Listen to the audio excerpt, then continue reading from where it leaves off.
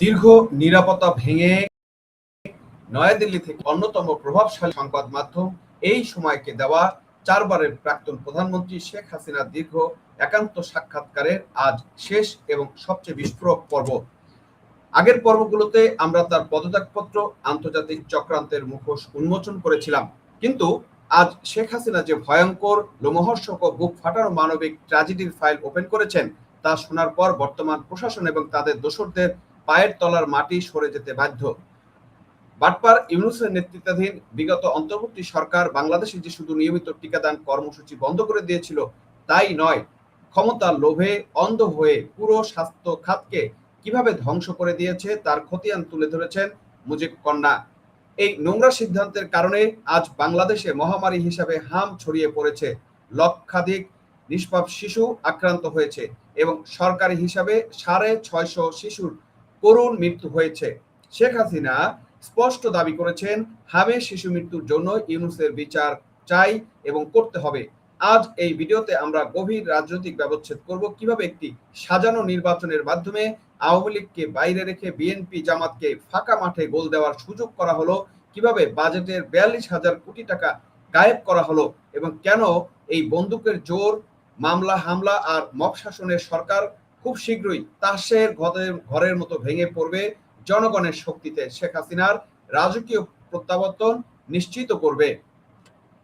দর্শক, ইতিহাসের সবচেয়ে বড় এবং জঘন্য অপরাধের দিকে লক্ষ্য করুন।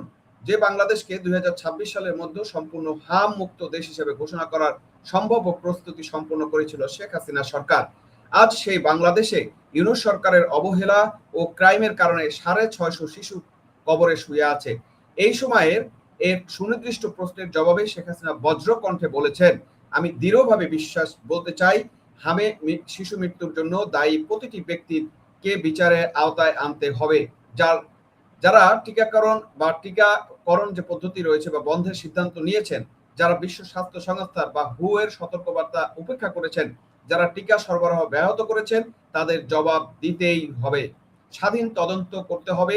চিন্তা করা যায়, শিশুদের নিয়মিত ভিটামিন এ ক্যাপসুল পর্যন্ত দেওয়া হয়নি, সরকারি হাসপাতালগুলোতে জরুরি চিকিৎসা সামগ্রীর কোনো সরবরাহ নেই, অথচ বর্তমান প্রশাসন নিজেদের ব্যর্থতা আড়াল করতে এবং এই সবের কোনো তদন্ত না করে উল্টো আওয়ামী লীগের উপর দোষারোপের সস্তা মিথ্যাচারে ব্যস্ত। যে প্রতিরোধযোগ্য রোগ টিকাদানের মাধ্যমে প্রায় নির্মূল হয়ে গিয়েছিল ক্ষমতার পালাবদলে নোংরা খেলায়, সেই টিকা বন্ধ করে আমাদের দেশের ভবিষ্যৎ, আমাদের নিষ্পাপ শিশুদের মৃত্যুর মুখে ঠেলে দেওয়া হলো। এর চেয়ে বড় মানবাধিকার লঙ্ঘন আর কি হতে পারে? এর জবাব কে দিবে, বলছেন মুজিব কন্যা খুব দৃঢ় কণ্ঠে। দর্শক, সাক্ষাৎকারে যখন শেখ হাসিনাকে প্রশ্ন করা হয়েছিল ইউনূসের নোবেল শান্তি পুরস্কার কেড়ে নেওয়া উচিত বলে যে দাবি উঠেছে, সে বিষয়ে আপনার মত কি? শেখ হাসিনা যে জবাব দিয়েছেন তা বর্তমান নীতি নির্ধারকদের গালে এক বিরাট চর হিসাবেই দেখা যাচ্ছে। তিনি বলছেন, পুরস্কার কেড়ে নেওয়ার বিষয়টি নোবেল কমিটির এখতিয়ার, কিন্তু নৈতিক প্রশ্ন তো সমাজে উঠবেই। যে ব্যক্তির স্বার্থনাশী এবং ভুল সিদ্ধান্তের কারণে প্রতিরোধযোগ্য রোগে দেশের শত শত শিশু মারা যায়, তার নামের আগে নোবেল শান্তি পরিচয় অর্থ কি? তার শান্তি আসে কিসে? শিশুদের লাশ ফেলার মধ্যে? দর্শক, প্রশ্নটা খুবই এবং উত্তরটা খুব সুন্দর এবং জটিলভাবে উনি দিয়েছেন। যার শিশুদের লাশ দেখলে খুশি লাগে, এবং আমরা কিন্তু গত 18 মাস দেখেছি এই ইউনূসের হাতে কত শিশু, কত নারী নির্যাতিত হয়েছে এবং কত শিশু মারা গিয়েছে। এরপরে শেখ হাসিনা এক বিশাল আর্থিক কেলেঙ্কারির বোমা ফাটিয়েছেন। তিনি সরাসরি প্রশ্ন তুলছেন, তাহলে বাজেটের 42,000 কোটি টাকা কোথায় গেল? হ্যাঁ, যে টাকা দিয়ে শিশুদের জন্য ওষুধ কেনার কথা ছিল, টিকা কেনার কথা ছিল, দেশের স্বাস্থ্য খাত সচল করার কথা ছিল, ইউনূসের সরকারের আমলে অনুমোদিত সেই 42,000 কোটি টাকার বাজেট আজ কোথায় উধাও হলো? সেই প্রশ্ন কিন্তু তিনি করেছেন। কেন দেশের হাসপাতালগুলোতে স্লাইন আর প্যারাসিটামল পাওয়া যায় না? এই বিশাল অঙ্কের টাকা কি তবে কোনো গোপন লবিং কিংবা বিদেশে পাচারের কাজে ব্যবহৃত হয়েছে? এই হিসাব এই দেশের জনগণকে একদিন বুঝিয়ে দিতে হবে বলে তিনি দৃঢ়ভাবে প্রত্যয় ব্যক্ত করেছেন। দর্শক, বর্তমান শাসন ব্যবস্থার রাজনৈতিক বৈধতা নিয়ে শেখ হাসিনার অত্যন্ত ক্ষুরধার বিশ্লেষণ করেছেন। তিনি অভিযোগ করেছেন, সর্বশেষ তথাকথিত জাতীয় নির্বাচনে আওয়ামী লীগকে সম্পূর্ণ গায়ের জোরে এবং বেআইনিভাবে বাইরে রাখা হয়েছে। উদ্দেশ্য ছিল অত্যন্ত পরিষ্কার, সেটা হচ্ছে বিএনপি ও জামাত এই দুই আত্মঘাতী দলকে ফাঁকা মাঠে গোল দেওয়ার সুযোগ করে দেওয়া। আওয়ামী লীগ সভাপতির মতে, সভানেত্রীর মতে, অবৈধ অন্তর্বর্তী সরকারের আমলে বাংলাদেশের যে নগ্ন দমনমূলক ও ফ্যাসিবাদী কাঠামো তৈরি হয়েছিল, বর্তমান নির্বাচিত সরকার সেটিকে আরো স্থায়ী করছে। এখানে আসলে ক্ষমতার পরিবর্তন হয়নি, শুধু মুখ বদলেছে, কিন্তু দমনের নীতি একই রয়ে গেছে। শেখ হাসিনা দেশের মানুষকে মনে করিয়ে দিয়ে বলেছেন 2001 থেকে 2006 সাল নাগাদ বিএনপি জামাত জোট সরকারের আমলে যেভাবে লুটপাট, বোমাবাজি, উগ্রবাদের দিকে দেশকে ধ্বংসের দিকে ঠেলে দেওয়া হয়েছিল, বর্তমান সরকার মাত্র 100 দিনে সেই ভয়ঙ্কর এবং অন্ধকার স্মৃতির পুনরাবৃত্তি ঘটিয়েছে। দেশের মানুষ আজ কথা বলতে ভয় পায়, বিরোধী মতকে পিষে ফেলা হচ্ছে, আর চারিদিকে চলছে মব জাস্টিসের নামে চরম নৈরাজ্য।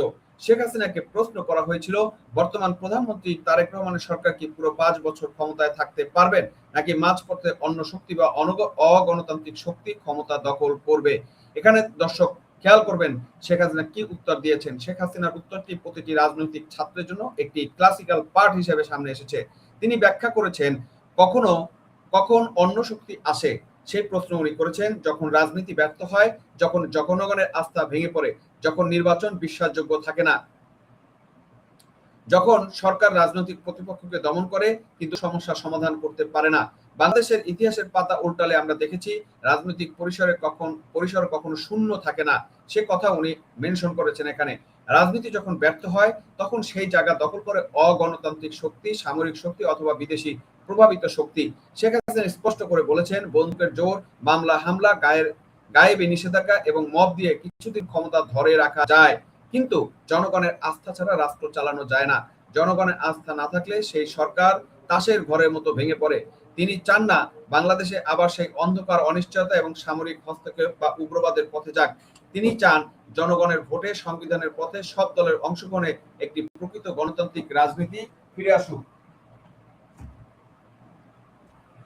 দর্শক, আপনারা স্ক্রিনে দেখছেন শেখ হাসিনার সেই সাক্ষাৎকারের বিস্তারিত আমরা এখানে উল্লেখ করা হয়েছে, এবং এখানে কিন্তু উনি বলিষ্ঠ অক্ষরে বলেছে। এবং আমরা যদি হিয়ারিংটা দেখি, সেখানে আজকে কি বলা হয়েছে, হামি মৃত্যুর জন্য ইউনূসের বিচার চাই, দাবি শেখ হাসিনার। এবং এরপরে যেটা বলা হয়েছে, নয়াদিল্লি থেকে এই সময়ের একটি দীর্ঘ একান্ত সাক্ষাৎকার দিয়েছেন বাংলাদেশের প্রাক্তন প্রধানমন্ত্রী শেখ হাসিনা। গণভবন ছেড়ে আসা, ইস্তফা না দেওয়া কারণ থেকে বর্তমান সরকারের মূল্যায়ন, নিজের ও দলের ভবিষ্যৎ পরিকল্পনা সব বিষয়ে খোলামেলা সবিস্তরে বলেছেন মুজিব কন্যা। আজ তার শেষ পর্ব, অর্থাৎ এটা হচ্ছে চতুর্থ পর্ব। এই চতুর্থ পর্বের আলোকে আপনাদেরকে আমরা বিস্তারিত বলার চেষ্টা করেছি। সেখানে প্রথমে যেটা ওনারা বলেছেন, ডক্টর মোহাম্মদ ইউনূসের অন্তর্বর্তী সরকার বাংলাদেশে যে টিকাটের কর্মসূচি বন্ধ করে দিয়েছিল তাই নয়, গোটা স্বাস্থ্য খাত ধ্বংস করে দিয়েছে বলে অভিযোগ প্রাক্তন প্রধানমন্ত্রী শেখ হাসিনার। তার কথায় এ কারণেই মহামারী হিসাবে হাম ছড়িয়ে পড়েছে এবং লক্ষাধিক শিশু তাতে আক্রান্ত হয়েছে। সরকারি হিসাবে মারা গিয়েছে 650। হাসিনার দাবি, বর্তমান সরকার এসব তদন্ত না করে আওয়ামী লীগকে দোষারোপের মিথ্যাচারে ব্যস্ত। উনি স্পষ্টতই এই কথাগুলো বলেছেন। দর্শক, আমি এই আলোচনার পরিপ্রেক্ষিতে পরিশেষে একটা কথা বলতে চাই। সাক্ষাৎকার শেষ অংশে শেখ হাসিনা বর্তমান স্বৈরাচারী শাসকদের উদ্দেশ্যে যে কড়া বার্তা দিয়েছেন, তা আওয়ামী লীগের কোটি কোটি নেতাকর্মীর বুকে আজ নতুন করে আশার আলো জ্বালিয়েছে। সারা বাংলাদেশে বর্তমানে যেভাবে আওয়ামী লীগ, যুবলীগ বা স্বেচ্ছাসেবক লীগের বিভিন্ন জায়গায় যে মিছিলের গণজোয়ার শুরু হয়েছে, তা কিন্তু বাংলাদেশের মানুষকে আশান্বিত করেছে। শেখ হাসিনা বুক ফুলিয়ে বলেছেন, আওয়ামী লীগ কোনো শাসকের দয়ার দান নয়। এই দলের নেতৃত্বে বাংলাদেশ স্বাধীন হয়েছে।